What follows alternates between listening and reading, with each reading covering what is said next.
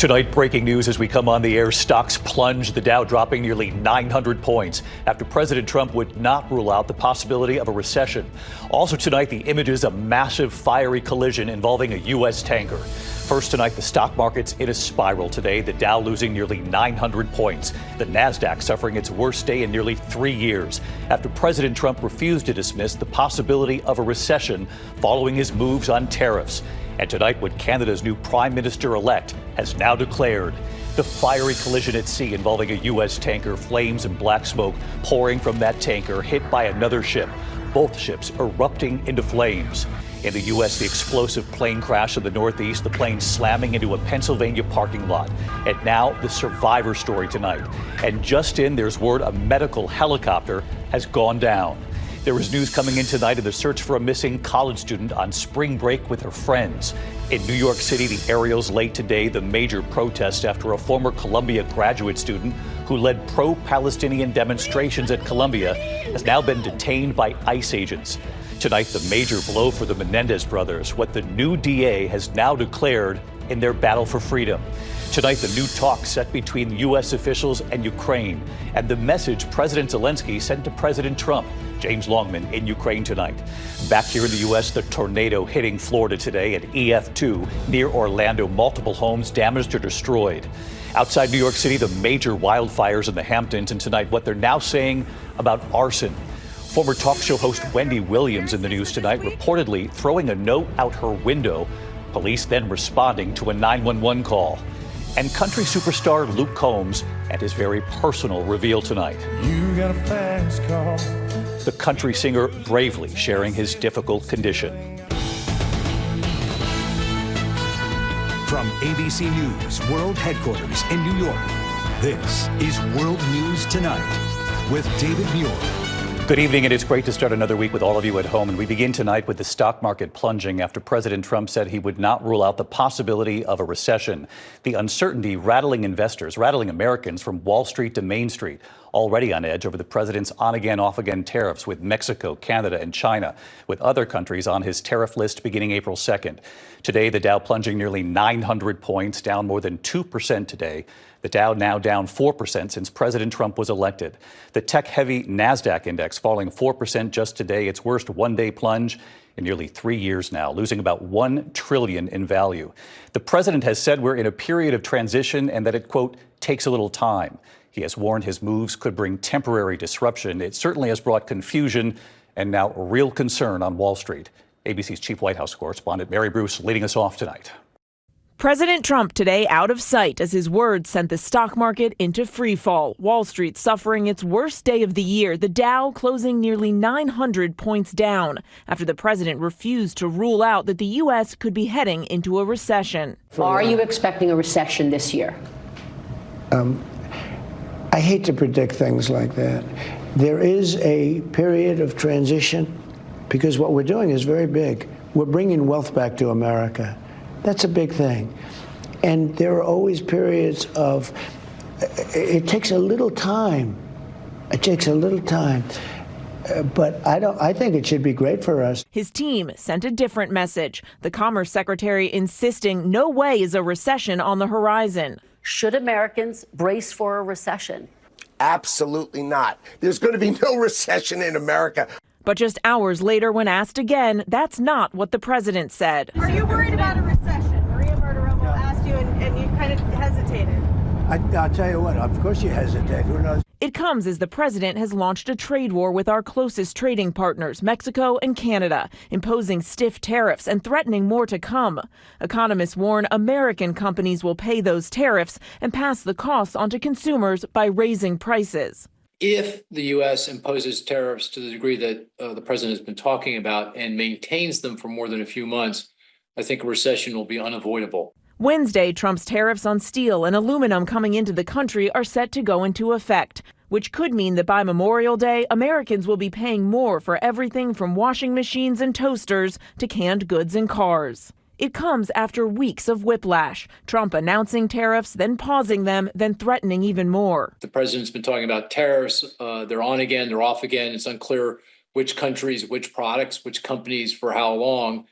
That's something that businesses just can't grapple with. We're hearing it from small business owners like Brian Boggs, who makes custom furniture in Asheville, North Carolina. We're all used to uncertainty, but this is a mess. And tonight, the roller coaster ride isn't over. Canada's new Prime Minister, Mark Carney, making it clear that in this trade war, he's ready to match Trump blow for blow. We didn't ask for this fight, but Canadians are always ready when someone else drops the gloves. So the Americans, they should make no mistake, in trade as in hockey, Canada will win. Now, again, no comment from the president tonight. Last week, Trump, who famously watches the markets, claimed he isn't even paying attention to Wall Street. One person likely with an eye on stocks, though, Elon Musk. Tesla stock down over 41% so far this year, over 14% just today.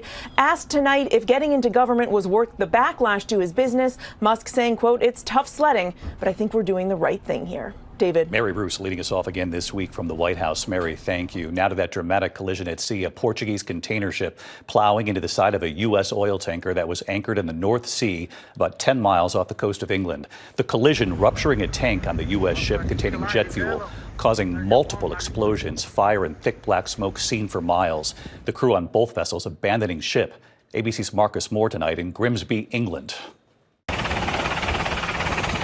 Tonight, this catastrophic collision on the high seas, sparking a massive inferno and fuel spill off the coast of eastern England. Fierce flames and thick black smoke billowing into the sky. At least one person missing at this hour. Authorities say a Portuguese cargo ship slammed into an anchored U.S. tanker carrying jet fuel, triggering multiple explosions this morning about 10 miles off the coast of East Yorkshire in the North Sea. Crews spraying water on the burning wreckage, desperately trying to put out the flames. The U.S. tanker called the Stena Immaculate was carrying jet fuel for the Department of Defense. The cargo ship was transporting an unknown amount of alcohol and 15 containers of sodium cyanide. That compound can create the highly toxic and deadly hydrogen cyanide gas when it comes in contact with water. Authorities tonight ending their search for one of the 14 crew members on that cargo ship still missing. All 23 members on board the U.S. tanker have been accounted for. Foggy conditions were reported at the time of the collision, and while investigators do not believe this was intentional, experts say it was preventable. There will be an investigation with all the technology that all these vessels have. There's no way it should have happened. And David, both of these ships are still burning tonight, and now there are real concerns about the environmental impact. We know the American ship was carrying 220,000 barrels of jet fuel, and some of that fuel is spilling into the sea tonight. David. Just incredible images coming in. Marcus Moore tonight. Marcus, thank you. Back here in the U.S. at this hour to the explosive crash of a small plane just after takeoff in Pennsylvania. Miraculously, all 5 people on board survived this as the plane then ignited several cars on the ground. Tonight, there's also word coming in that a medical helicopter has just gone down. ABC's Gio Benitez covers aviation. Tonight, the NTSB investigating how this private plane crashed shortly after takeoff, erupting into flames. The inferno captured on camera after the aircraft plummeted from the sky in Lancaster, Pennsylvania, just feet away from a senior living facility. Heard the boom and saw all the smoke and fire, and thank goodness it didn't go any further. It would have been right into that building. The pilot telling air traffic control a door on the plane was open. Listen. Lancaster Tower, Bonanza 347 Mike has an open door. We need to return for a landing. Seconds later, air traffic control telling the pilots to pull up. Pull up. The plane going down. Incredibly, no one on the ground was injured, and all 5 passengers on board survived. 2 of them have been released from the hospital, and 3 are still in a burn treatment center. It comes as both the FAA and NTSB are launching another investigation outside Jackson, Mississippi. Fire Department rescue got a report of a helicopter crash, Highway 43. Emergency crews racing to the scene after a medical helicopter with 3 people on board crashed in a wooded area. And David, back here in Pennsylvania, the key question right now is why that door was open. Did it open in flight, or did it open before the flight, before they took off, David? Gio Benitez covering aviation again tonight for us. Gio, thank you. There's also news coming in tonight in the search for a missing college student, just 20 years old, on spring break with her friends in the Dominican Republic.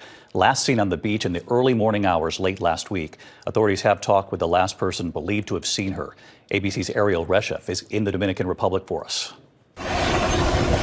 Tonight, police piecing together the moments before an American college student disappeared in the Dominican Republic. 20-year-old Sudiksha Konanki went missing while on a spring break trip with 5 female friends at this Punta Cana resort. Last seen on the beach Thursday around 4 a.m. Her family tells us Konanki was out with friends, but they went back into their hotel. She stayed by the water with an acquaintance and then vanished. Investigators say Konanki stayed behind with a man who is not considered a suspect. The man telling police they went into the water and got caught in a large wave. Konanki's clothes were found at the beach, and officials say there was no sign of violence. Police believe the two were intoxicated. The man telling police he fell asleep on a lounge chair, later seen on security cameras returning to the resort just before 10 a.m. Konanki's father telling us he spoke to his daughter just hours before her disappearance. Everything was going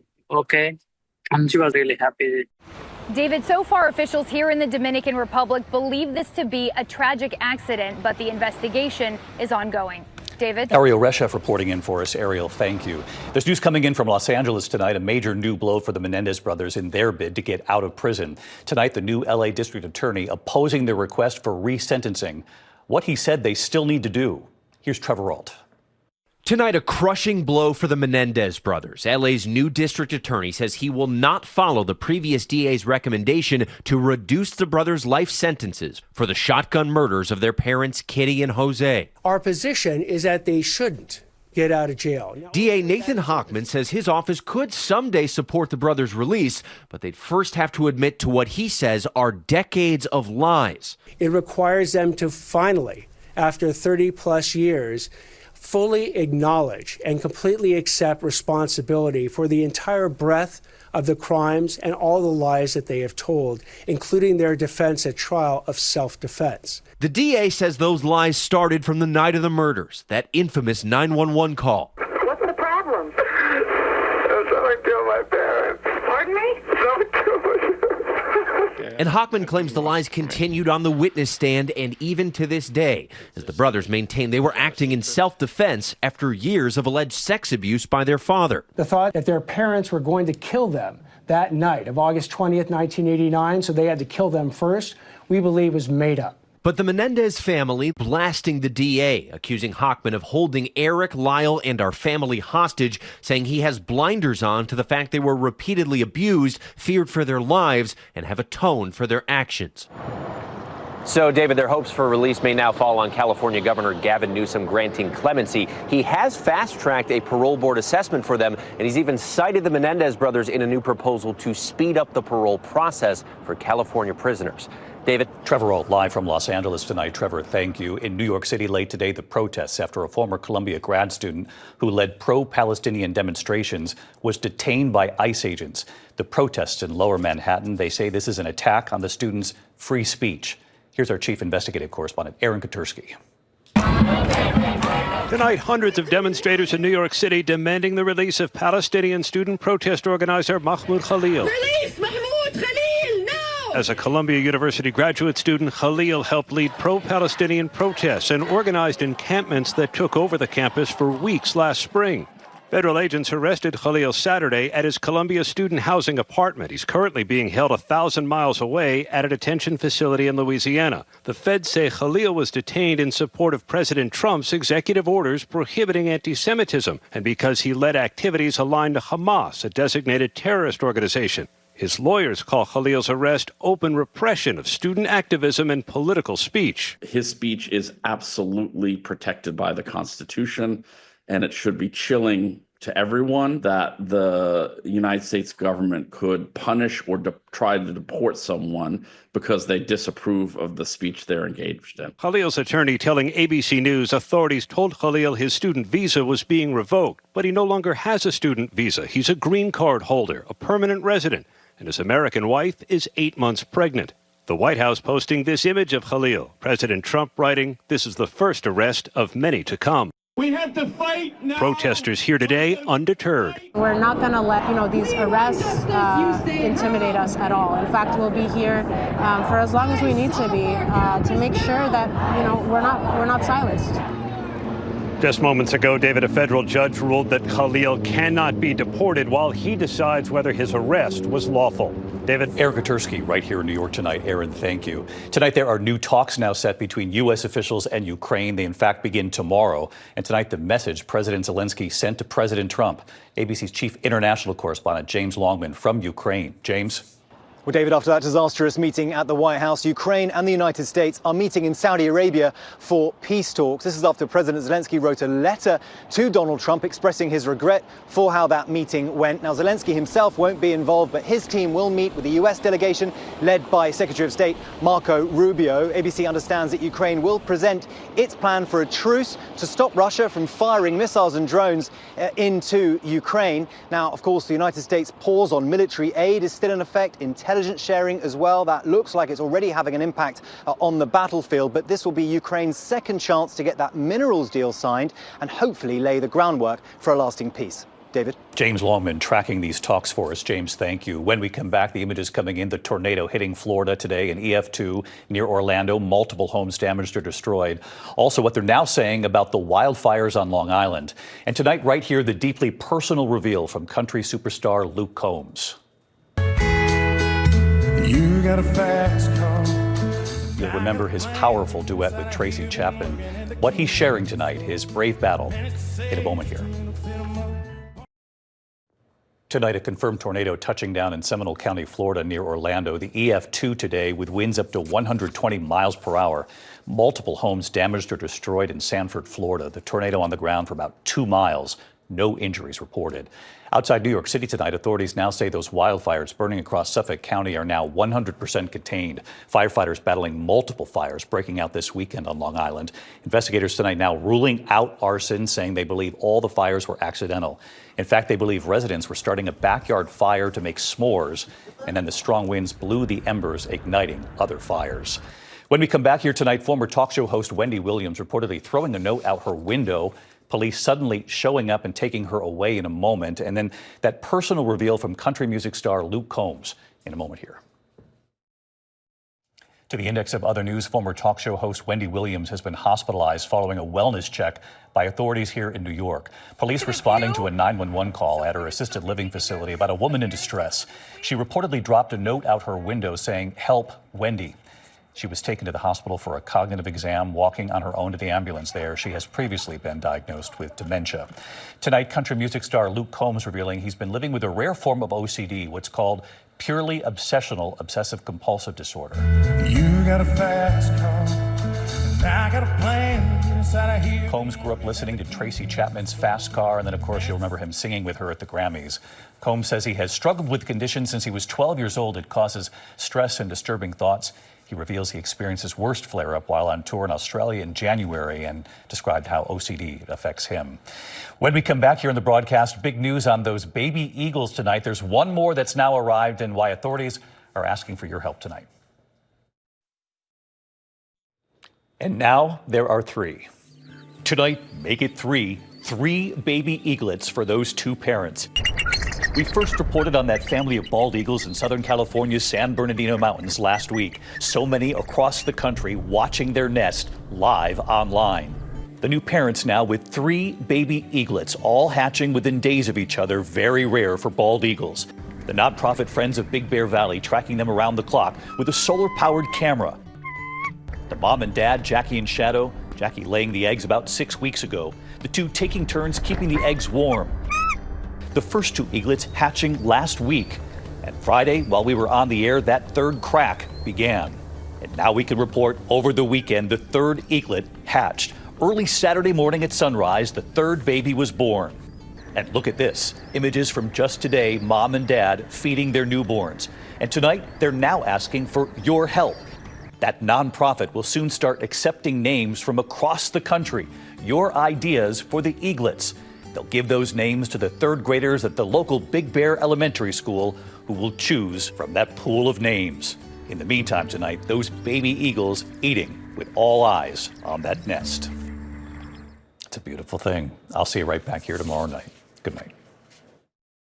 Thank you for making World News Tonight with David Muir, America's most watched newscast.